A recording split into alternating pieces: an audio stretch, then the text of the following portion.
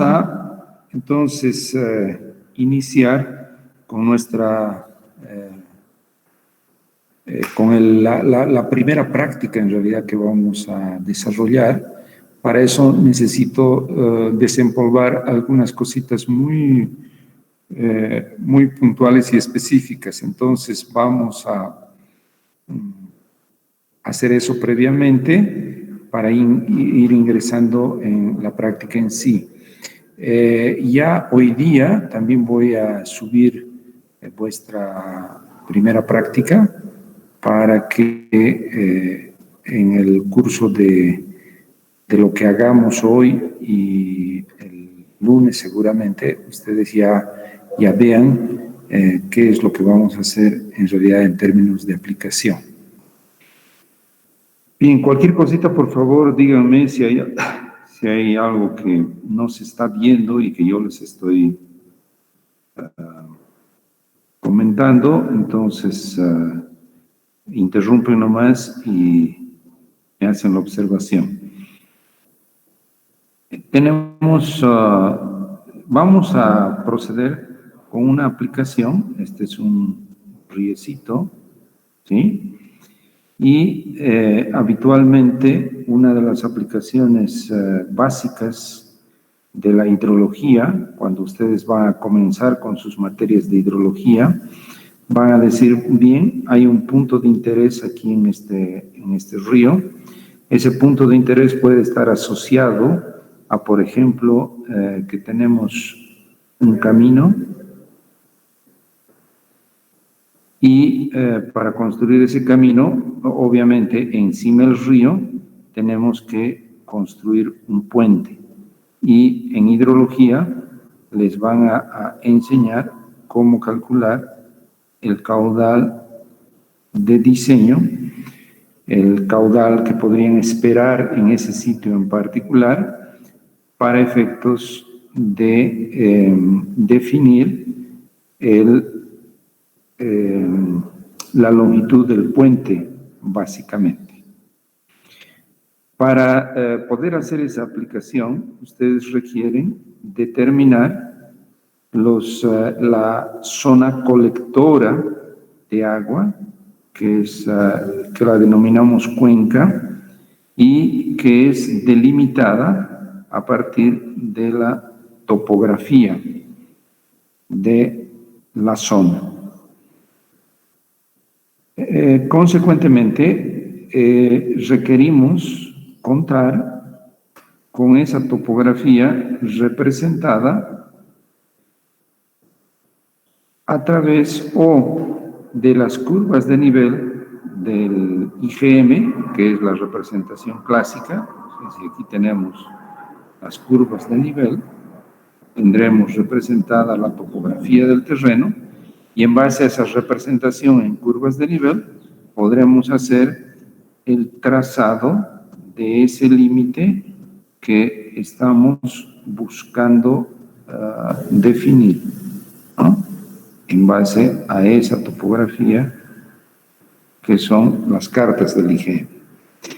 Entonces, vamos a iniciar por utilizar ese producto en esta práctica preliminar, las cartas topográficas, para poder hacer esa representación. Sin embargo, unas aclaraciones previas. La localización de este punto de interés es clave. La localización de este sitio en particular es clave. Y esa localización las podemos proporcionar en diferentes sistemas de coordenadas. Ahí surgen los sistemas de coordenadas.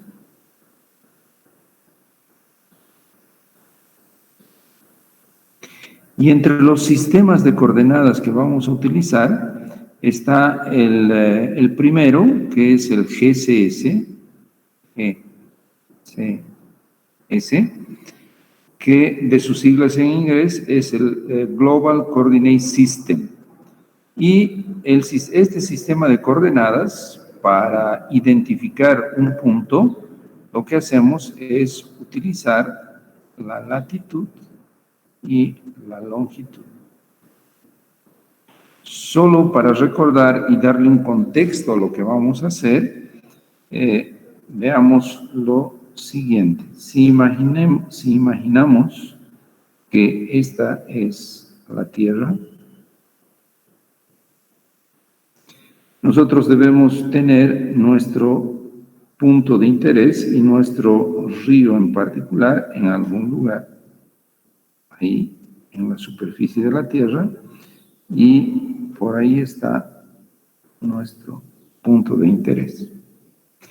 Entonces, para localizar ese nuestro punto de interés, hemos aprendido en la escuela, y si no lo hemos aprendido, ahora lo estamos aprendiendo, o por lo menos lo estamos asentando.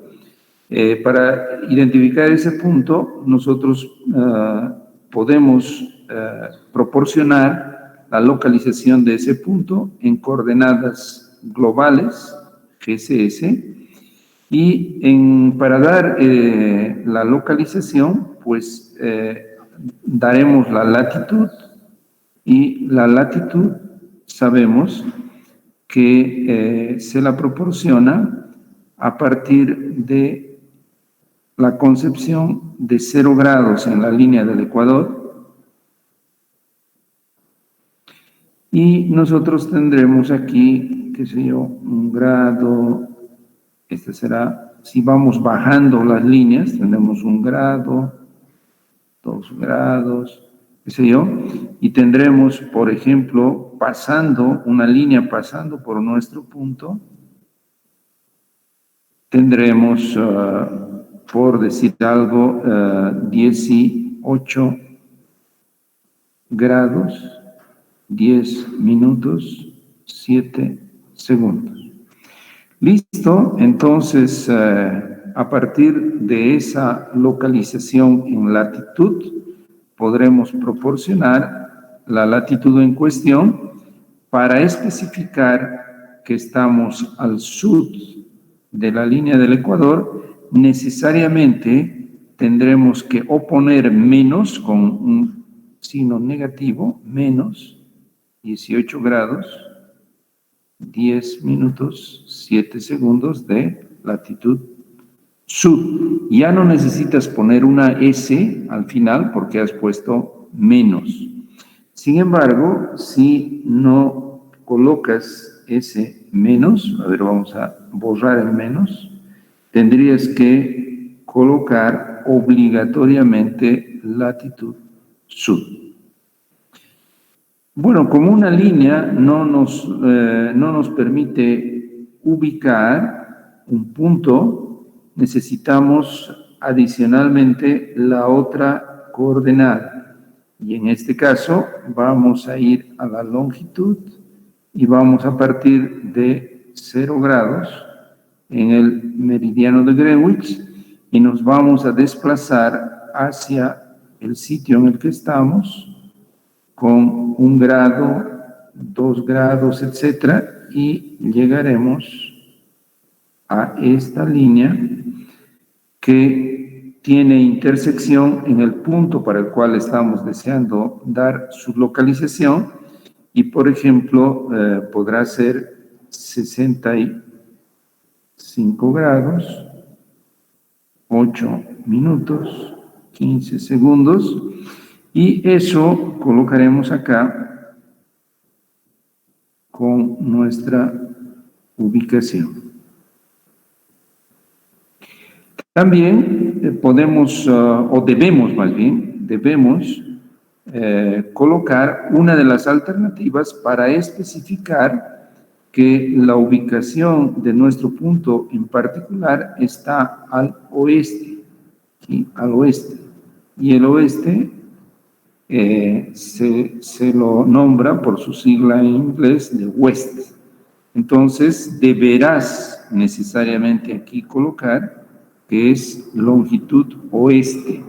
Si no colocas que es longitud oeste, pues podrás colocar menos. Todo el mundo te va a entender que es longitud oeste cuando pones un menos. Entonces, reiterando, podrás tener la alternativa de colocar menos, menos, y todos sabemos que estás en latitud sud cuando has puesto menos, y estamos en longitud oeste cuando has puesto menos. Listo, es todo lo que hay que especificar cuando estás trabajando con un sistema de posicionamiento de un punto en GCS.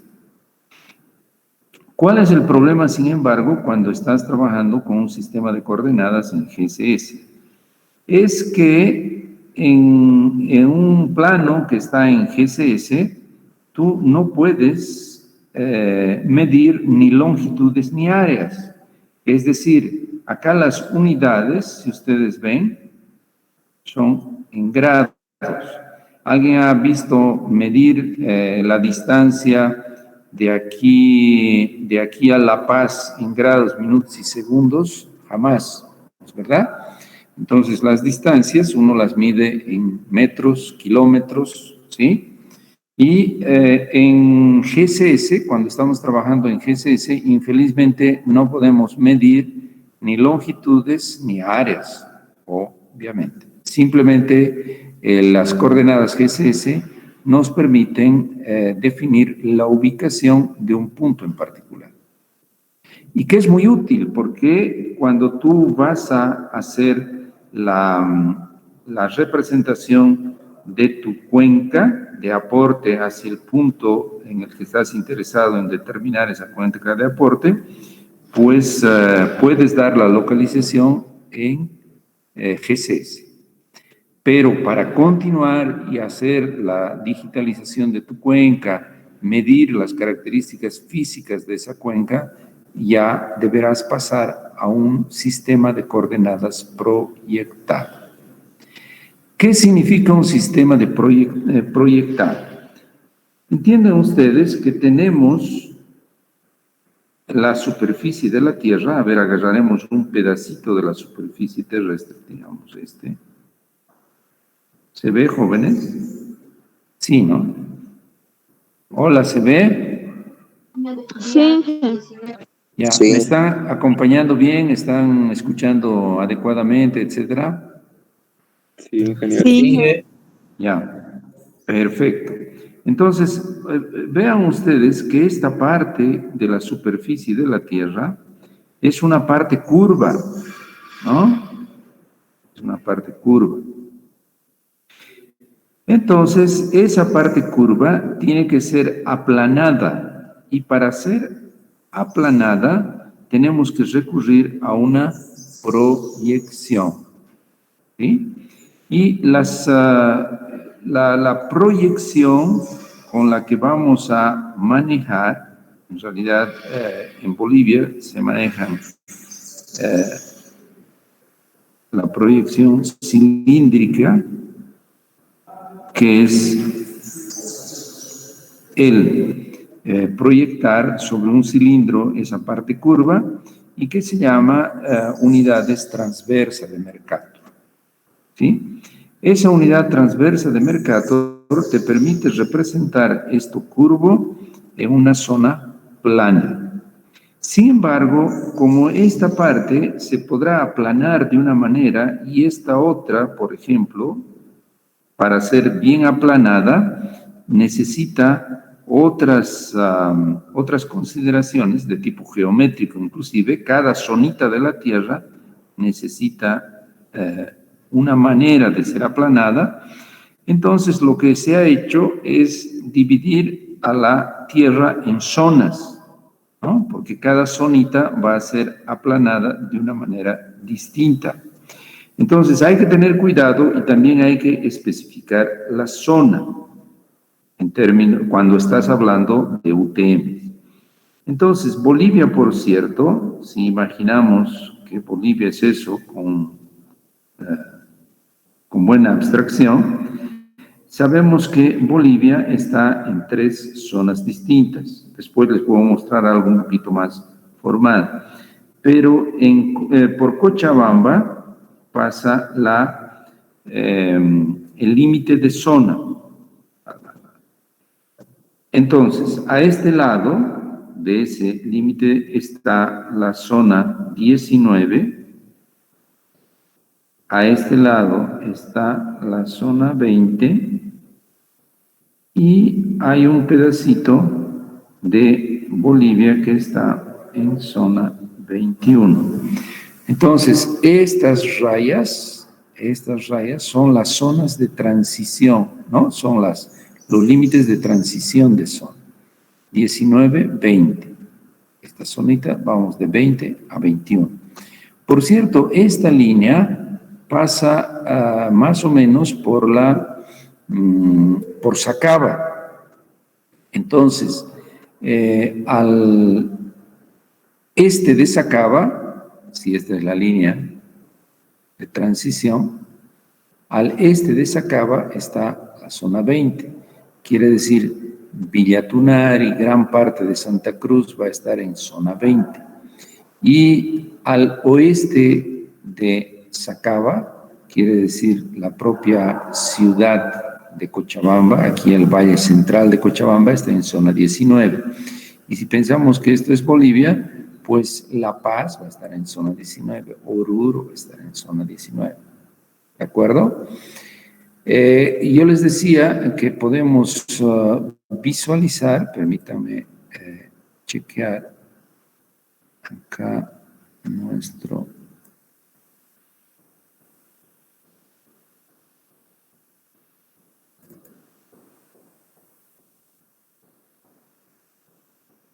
un mapita de esa división en zonas, ¿no? Y obviamente Bolivia,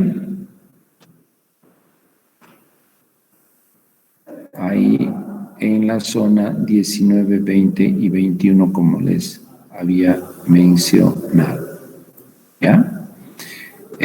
Adicionalmente, debemos reconocer los designadores de la zona y en el caso nuestro, en Bolivia, los designadores son L y K, ¿sí? Cuando estemos trabajando en Cochabamba, fundamentalmente estamos en un designador de zona que es K, ¿ya?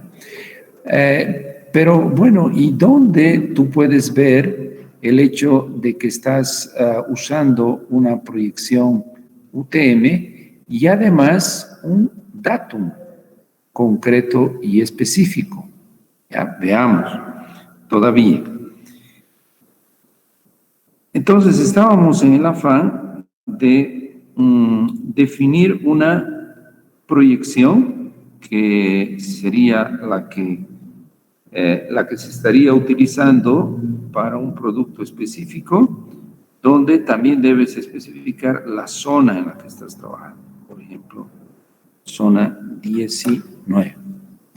Por cierto, si nosotros miramos, permítame, Pachito, ver, por ejemplo, una representación en carta del IGM de Cochabamba, si ustedes le dan una miradita en la parte de abajo, esta representación de la topografía, por eso se llama carta topográfica de Cochabamba, está, por cierto, en una proyección transversa de Mercator, que son las UTMs. Y además, esta representación está en un elipsoide que es el Internacional de 1924. Después vamos a ver que hay programas que te piden toda esa especificación del sistema de coordenadas con el que vas a trabajar, ¿ya? Y finalmente hay algo súper importante que es el datum horizontal que estamos utilizando para hacer esas mediciones en planta. Y este producto cartográfico, los del IGM, lo han hecho en base al datum que es el provisional de 1956 para la América del Sur, que del inglés es conocido como PESAT 56. ¿Sí? Entonces, vamos a definir unas cositas adicionales para nuestro sistema de coordenadas. Podemos estar, entonces, en proyección UTM, zona 19, por ejemplo, cuando estamos mirando una carta del IGM, como la que les he mostrado. Déjenme ver. Les acabo de mostrar acá. Vean ustedes que aquí dice que la cuadrícula de 1000 metros está en zona 19. Quiere decir, estas líneas numeradas están en zona 19. Entonces, esta representación cartográfica está en UTM, en zona 19 y en PESAT 56. Entonces, todos esos elementos los vamos a escribir aquí, ¿no? Para un sistema de coordenadas. Dice proyección UTM, zona 19, datum, PESAT 56 y elipsoide internacional de 1924.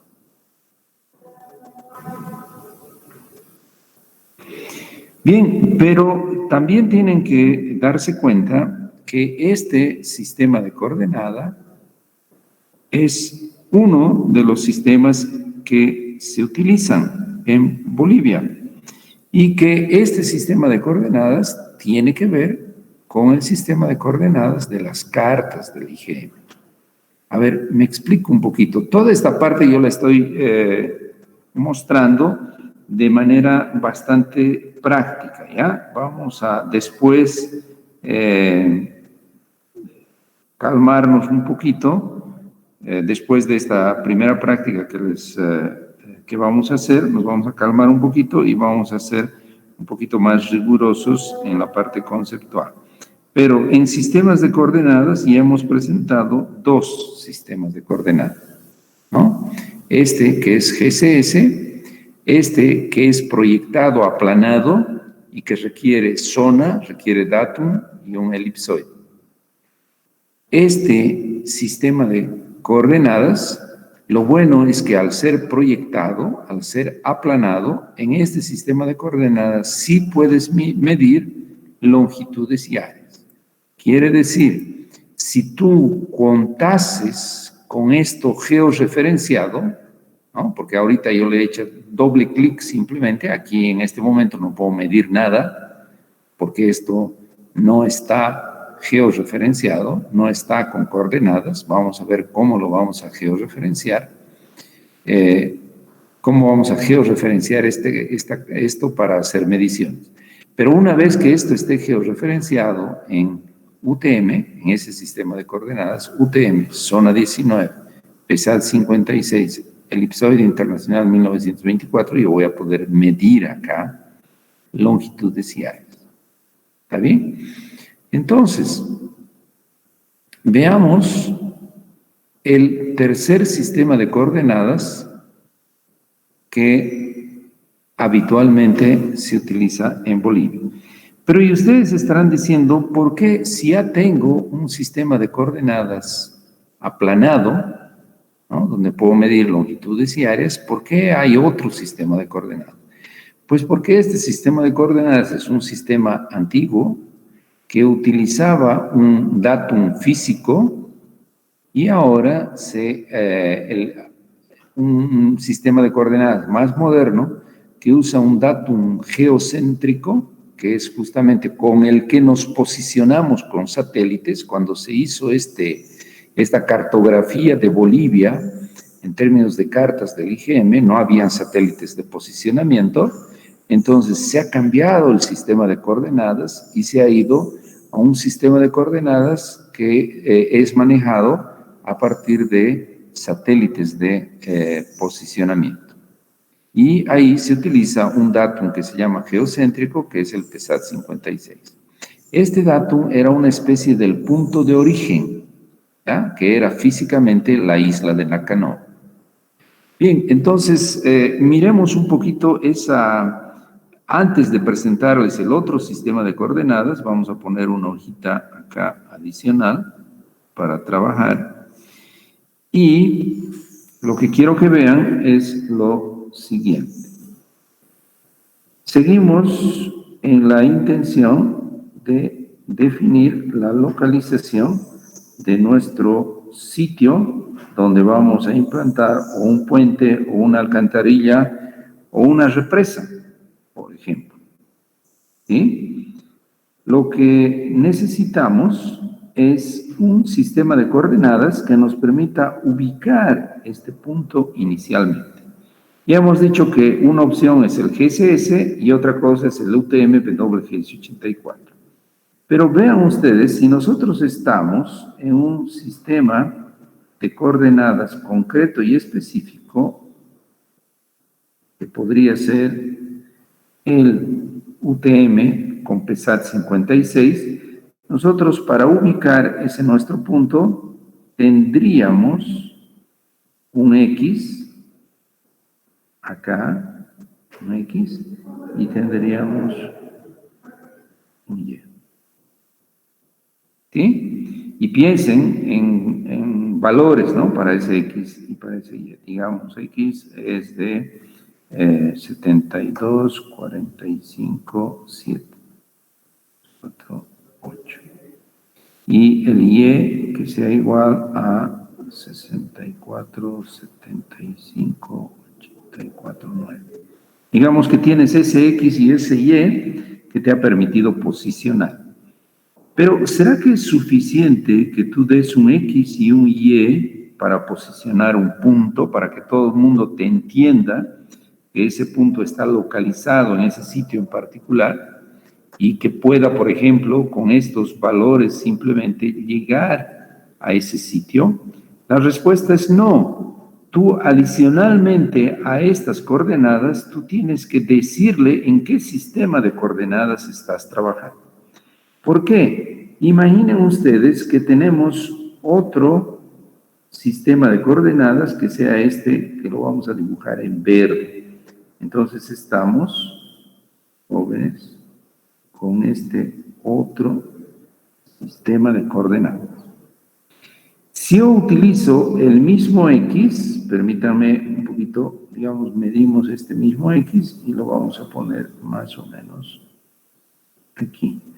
Vamos a agarrar este mismo Y y lo vamos a poner el mismo Y. Observen ustedes que si yo en el sistema de coordenadas en verde posiciono, he usado los mismos X, mismos Y,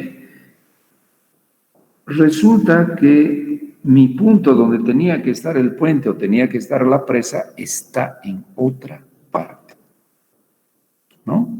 Donde inclusive podría no haber río, y nadie hace un río donde no hay, o más bien nadie hace un puente o una represa donde no hay un río, ¿no?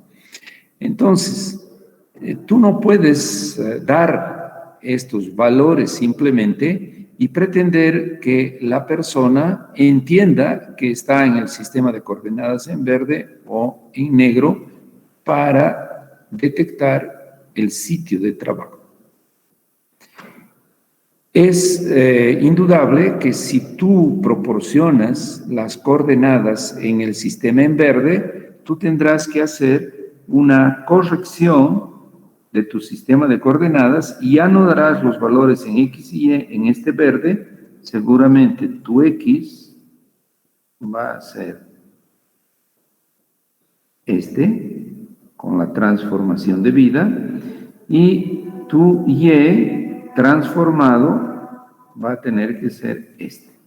Entonces, si tú das este X línea y das este Y línea, vas a poder encontrar el sitio de trabajo en el sistema de coordenadas en verde. Y obviamente los valores ya no serán ni este ni este. los valores serán otros. ¿Sí? Entonces, tendrás que especificar y decir, por ejemplo, que acá has trabajado con un sistema de coordenadas específico. ¿Y cómo tú especificas el sistema de coordenadas? Por ejemplo, este pudo haber sido el sistema UTM, zona, vamos a usar el mismo colorcito para destacar, entonces UTM, zona 19, tu datum, por ejemplo, PESAT 56. Y este otro sistema podrá ser también un UTM. También tienes que especificar la zona porque es aplanado. Siempre que aplanas, siempre que estás hablando de una proyección UTM, tienes que especificar la zona y este podrá tener otro dato. Por ejemplo, el geocéntrico WGS 84. ¿Sí? Entonces, este sería un tercer sistema de coordenadas que estamos visualizando. ¿Sí? Bien, dicho eso, entonces, por favor, tengan mucho cuidado en el momento de utilizar unos valorcitos para localizarlos. ¿Sí? Si, por ejemplo, ustedes han ido al campo, este problema es clásico, ¿no? Si ustedes han ido al campo y han levantado unas coordenadas, aquí tienen unos valorcitos que han leído en sus celulares, lo habitual es que cuando están trabajando con sus celulares, lo habitual, si es que son coordenadas en metros, estas coordenadas además son estas aplanadas a su TM, se las da en metros. Si tú has levantado unas coordenadas en metros y que además están en UTM y con el datum WGS84, esas coordenadas de tu punto podrían ser estas. Y si tú requieres esas coordenadas de tu punto y cuando tú colocas esas coordenadas en un mapa que tiene coordenadas en UTM PESAT 56, seguramente no va a corresponder al sitio.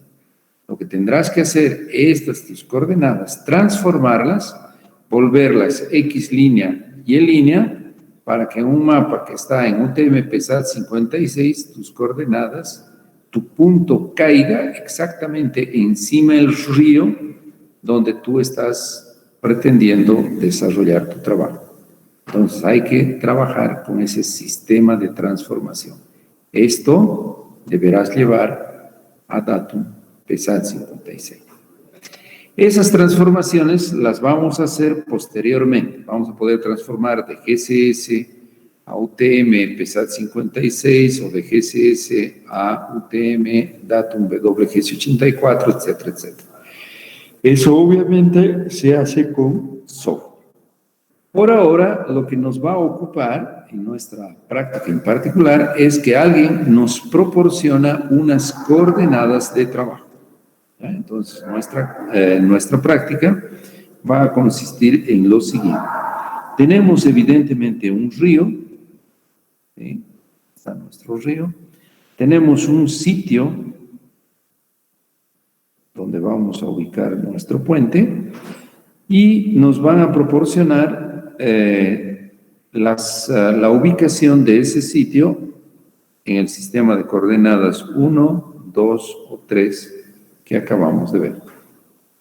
Ahora, si nosotros vamos a utilizar las cartas del IGM, debemos buscar que las coordenadas en las que estamos trabajando sean las coordenadas del tipo 2 que hemos visto, porque esas son compatibles a lo que tienes en el IGM. El IgM no dice que su datum es WGS84, dice que su datum es PESAT 56, por tanto, tienes en las cartas del IgM trabajar con PESAT 56. ¿Está bien? Bien, entonces miremos un poquito la localización del sitio en el que deseamos hacer ese nuestro trabajo. Acá les voy a mostrar.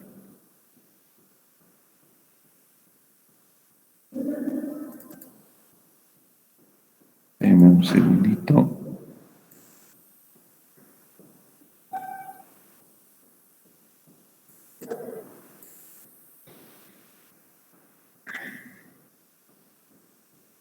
Les voy a mostrar ya la práctica que vamos a realizar. Estoy buscando el archivo.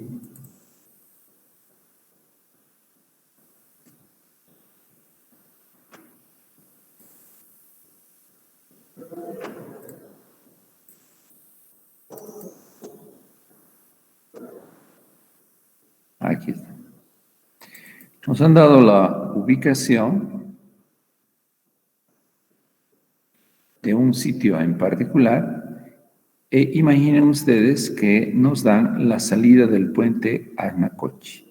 ¿Ya? Entonces, esta es la información que nos dan. Nos dicen, este es el X, este es el Y, esto está en un sistema de coordenadas, estos valorcitos están siendo dados en UTM zona 19, en PESAT 56 y el elipsoide es el internacional de 1924.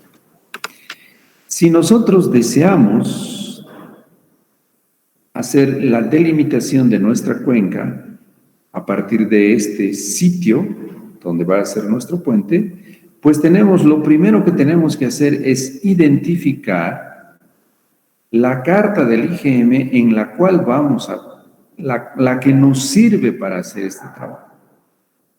¿Ya? Por cierto, si ustedes se fijan, las cartas del IgM tienen además un nombrecito que siempre se lo coloca acá y que dice que en este caso es la hoja, ahí no se está viendo bien, pero después lo vamos a mirar. Pero este número en particular es el número que identifica, es el nombre y apellido de esta carta en particular. ¿Sí? Entonces, ese nombre y apellido, aquí en esta se ve mejor,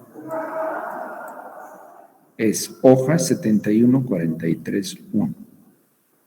Pero el territorio boliviano es cubierto con una cantidad grande de cartas del IgM.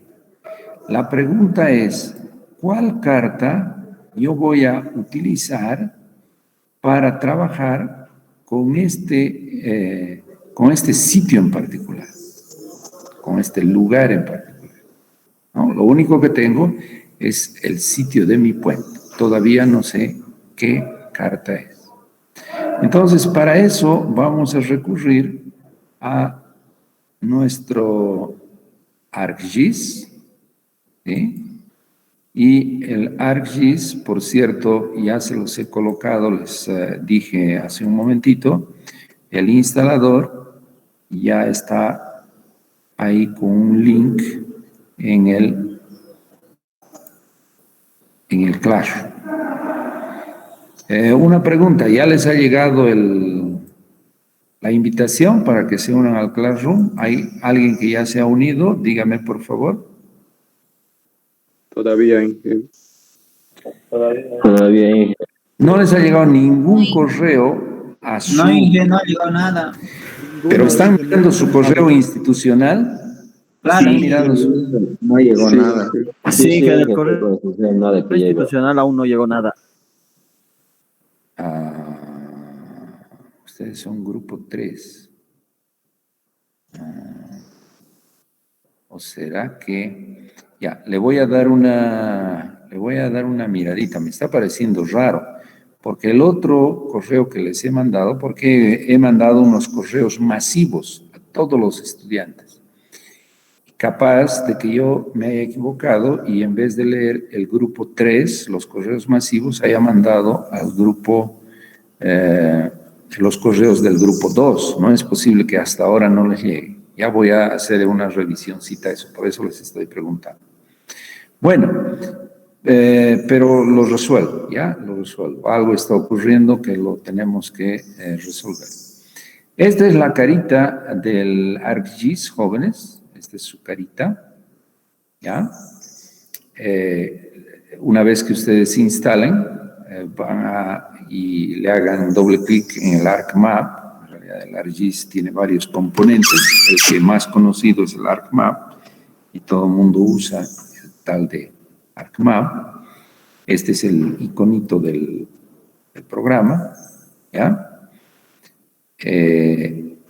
Entonces, una vez que estamos en este, podemos adicionar con este más, podemos adicionar capas para capas de trabajo o podemos adicionar un proyecto a partir de File, Open, ¿ya? Nosotros vamos a primero generarnos una carpetita de trabajo y ya les voy a mostrar cómo generamos nuestra carpetita de trabajo y va a ser, por ejemplo, acá es bueno que trabajen con orden y nos vamos a hacer una F7 que sea licho, todos van a ser licho 1, 21, madrugada. ¿Listo? Hoy me han salido unos símbolos ahí medio raros, permítame. No sé lo que pasó.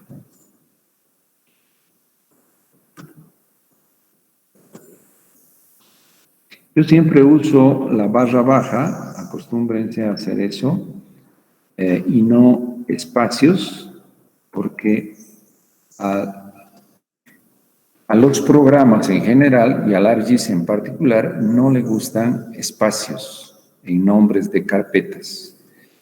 Y si no me hacen caso, porque siempre les digo eso, no me hacen caso, ponen espacios en los nombres de sus carpetas y después el ArcGIS no funciona y ustedes demoran en darse cuenta de que ese es el motivo por el que no está funcionando.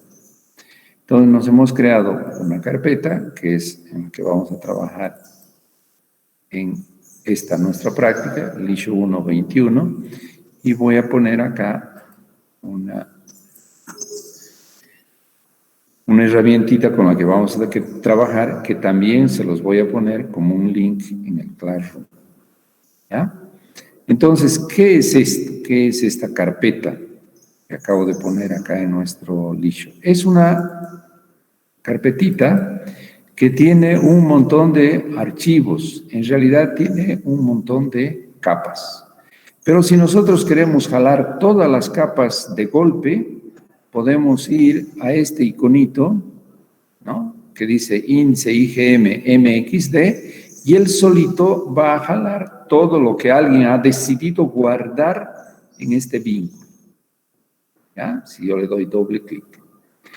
Una opción es que le dé doble clic desde un gestor de archivos. Ustedes utilizan mi PC habitualmente. A mí no me gusta mucho usar mi PC, me gusta utilizar el Total Commander.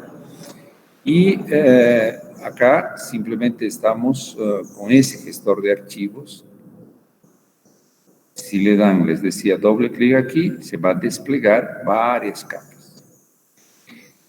También, en vez de darle doble clic ahí, si ya estamos con el ArcGIS, podemos ir por File y decirle Open, ¿no? Y si estamos, nos vamos a ir permítame un momentito, un segundito. Hijita, dime. Disculpen, pensé que era una llamada importante. Normalmente cuando llaman a mis hijas siempre atiendo. En este caso era mi hija y había que atender. Bien, entonces les decía que la otra posibilidad, jóvenes, es ingresar aquí por File y un Open, ¿sí? Y nos vamos a nuestra carpeta de trabajo, que es de Lisho 1, 21, Madruga. Ahí habíamos puesto la carpeta. Entramos a la carpeta y lo único que nos sale, fíjense, no nos salen todos los archivitos que hay porque cuando ingresamos de esa manera estamos buscando un archivo del tipo MXD, que es del tipo proyecto, que alguien ha guardado con todas las capas que queremos. Hacemos clic aquí, le decimos abrir, nos está diciendo, ¿quieres que salve cosas en esta pantalla? No, de esta pantalla no hay nada, no quiero guardar nada. Y le decimos que nos despliegue ese mapa índice.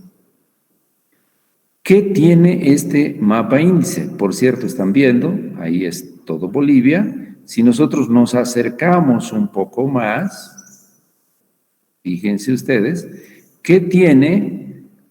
Para cada casillita tiene el nombre de una carta distinta del IGM en escala 1/50.000. ¿Sí? Vean entonces que la cantidad de cartas que cubren el territorio de Bolivia es realmente grande en unos 50.000. Hay una gran cantidad de cartas. Entonces la pregunta es, ¿cuál o cuáles de estas cartas me van a servir a mí en mi proyecto en particular? Cuando estamos hablando en mi proyecto en particular es cuál carta cubre esta zona en la que yo estoy deseando hacer mi aplicación hidrológica, donde estoy queriendo calcular el caudal en sí. ¿Se fijan? Ese caudal máximo, por ejemplo. Bueno, pues, entonces hay que recurrir para identificar el nombre de nuestra carta, hay que recurrir a este mapa índice. Después recurriremos a bases de datos que tienen estas cartas con su nombre y apellido, que es ese numerito que hemos visualizado en, por ejemplo, una carta que hace un ratito mirábamos y que estaba aquí, ¿no? ¿Y dónde están esas bases de datos? Pues vamos a recurrir a Internet. En Internet vamos a tener acceso a esas bases de datos. Permítame un momentito mostrarles ya para que eso tenga un poquito de sentido. ¿Sí? Vamos a buscar aquí cartas IGM Bolivia. No se iludan, cartas IGM Bolivia, ¿no? No se iludan con estas del IGM porque no hay ahí, las han sacado, ¿sí? Las han sacado. Vamos a darle una miradita, tal vez acá por este error, carta IGM Bolivia, cartas topográficas, ¿sí? Después de haber escrito cartas IGM Bolivia, bien escrito, me sale una direccioncita que dice U de Texas. Esta es la Universidad de Texas, ¿ya? Y me está queriendo desplegar esta hoja, la 6043. ¿Sí? Le vamos a hacer caso por ahora y van a ver cómo nosotros accedemos a la base de datos de la Universidad de Texas, donde tienen las cartas de Bolivia. Para que tengan estoy haciendo este ejercicio para que sientan el vínculo entre identificar la carta mediante el mapa índice y buscar una base de datos que infelizmente no la tenemos en Bolivia, pero la Universidad de Texas, que recopiló las cartas del IGM en Bolivia, todavía las tiene en su repositorio. ¿Ya? Está un poquito lento el internet para cargar la carta de Chuquichambi, pero la verdad es que yo no quiero la carta de Chuquichambi, ¿no? Yo quiero otra carta que por ahora no sé todavía cuál es, ¿no? Ya vamos a identificar, ¿no? Pero quiero que vean un poco lo que tenemos en camino, lo que tenemos que hacer, lo que buscamos hacer. Por favor, entiendan eso. Aquí no se trata de hacer clic, clic y clic sin entender nada, ¿ya? Primero quiero darles el contexto y después entendemos los clic y clics. Bien, aquí nos muestran la carta en cuestión, pero yo les decía que yo no quiero eso, sino más bien quiero acceder a su base de datos. Entonces, borramos esta partecita, borramos todo eso hasta Bolivia 50K. Le damos Enter y vamos a ingresar al repositorio de la Universidad de Texas, donde están los nombres. ¿Y cuál es el nombre? Es este numerito. Y si tú le haces, obviamente, un clic acá, vas a poder bajar esta carta en particular. O si tú le das un clic acá, vas a poder bajar esta carta en particular. Pero de todas estas cartas, ¿cuál es la que tú necesitas? Es la pregunta clave. ¿No es verdad? Y para responder eso, para responder cuál es la carta que tú necesitas, nosotros vamos a utilizar este mapa índice para ubicar nuestra carta, para identificar nuestra carta. ¿Sí? Pero ¿a partir de qué? A partir de el punto de localización de nuestro puente o nuestra presa en particular. ¿Sí? Eso, pero lo vamos a hacer, por favor, vamos a usar esto y vamos a identificar nuestra carta la próxima clase, quiere decir el lunes. ¿Ya? Entiendan, por favor, que estamos siguiendo una ruta medio corta, practicista, solo para que tengan esta herramientita lista para cuando llegue hidrología, digamos, en un mes, y ustedes ya saben utilizar su ArcGIS con estas cosas prácticas para identificar su carta, para utilizar su carta digitalmente, para determinar las características físicas de su cuenca en particular. Y ya voy a explicar unas cositas más la próxima clase. Bueno, jóvenes, ya es las 11:12. Si tienen alguna pregunta, pues adelante, abrimos un espacito de preguntas. ¿O está todo claro? ¿Hasta ahí está todo claro, jóvenes? Disculpe, ingeniero, sobre la aplicación que vamos a utilizar, ArcGIS, ¿sería distinta a la que es la versión Pro?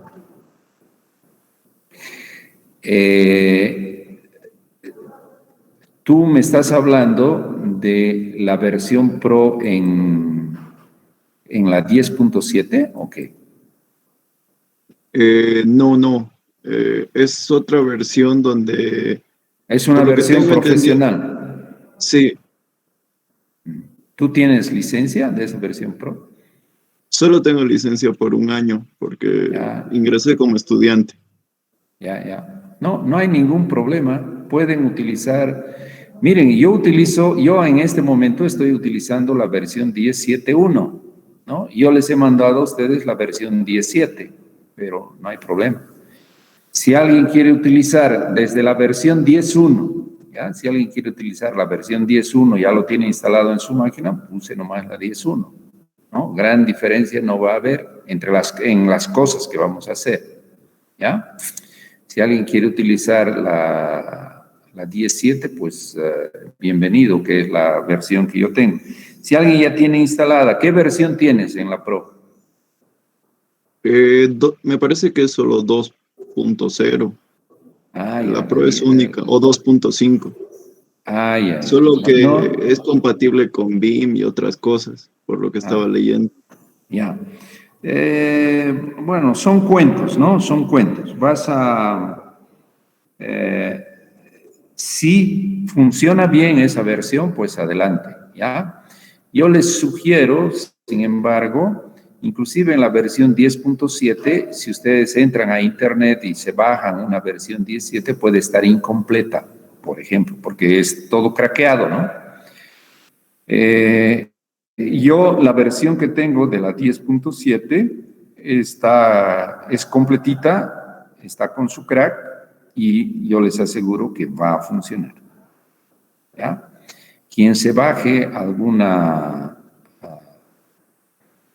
quien baje una otra versión, qué sé yo, y quien baje de internet la 10.7 y después no funciona, es a su cuenta y riesgo.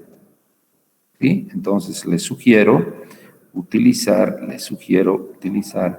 esta versión que ya está chequeadita, está verificada. ¿Está bien? Pero si tienes ya una instalada y alguien ha estado trabajando en ella y funciona, pues adelante, sigue nomás. ¿Está bien? Oye, ya, gracias, Inge. Listo. Hay mucha diferencia entre ArcMap y ArcGIS Pro. A ver, guaguitas, el ArcGIS tiene varios componentes, ¿no? Aquí hay alguien que me pregunta, ¿hay mucha diferencia entre el ArcMap y el ArcGIS Pro? Debe ser el mismo joven que me está preguntando eso, ¿no? Sí, pero yo. Debe ser el mismo, ¿no? El ArcMap es un componente del ArcGIS. Sea Pro o no Pro, el ArcGIS tiene varios componentes, ¿ya? Y el que habitualmente utilizamos es el ArcMap. Este entorno que ustedes están viendo aquí, fíjense aquí arribita dice ArcMap. Esto es lo que más vamos a utilizar, ¿no? Pero no vamos a dejar de utilizar otros componentes del ArcGIS también, oportunamente. Inicialmente vamos a trabajar con el ArcMap. ¿Está bien? ¿Hay alguien más? Alguien preguntó sobre la clase, dice el nuevo código de Classroom. No les voy a mandar un nuevo código de Classroom. Ustedes tienen que ingresar al Classroom a través del correo electrónico que les voy a enviar. ¿Por qué no voy a enviar un nuevo código de Classroom? Por razones obvias. Si les mando un nuevo código de Classroom, de nuevo voy a tener 135 estudiantes cuando tengo apenas 99 inscritos. Absurdo, ¿no? O sea, los he retirado a todos del Classroom y he incorporado sus correos electrónicos tan solo. ¿Ya? Ahora eso, puede ser que esa acción haya utilizado los correos electrónicos del otro grupo, ¿no? Porque no les está llegando, por algo no les está llegando, algún problema hay que yo lo voy a corregir. Y a partir de eso, ustedes van a poder ingresar al Classroom vía su correo electrónico. Así no voy a tener superpoblación en mi clase. ¿Está claro? Digan pues sí, no, si no es difícil. Ya, sí, no es difícil decir, está bien, ya, porque si no, si hay un silencio total, no sé si inclusive me están escuchando, ¿no? Pues si nadie responde, estamos perdiendo tiempo. Puede ser que se haya caído la conexión, que yo estoy hablando aquí solito, por favor, por lo menos uno diga, sí, está claro, listo, entonces seguimos adelante. Ya. Ahora ya en las 11:18, gracias, jóvenes. Entonces ya es las 11:18, paramos por ahí y nos vemos el lunes, jóvenes, a las 6:45. ¿Ya? Un gusto, que estén bien.